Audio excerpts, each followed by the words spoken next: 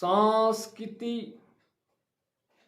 সংস্কার, আস্থায় স্থিতি, মানুষ স্থিত হয়ে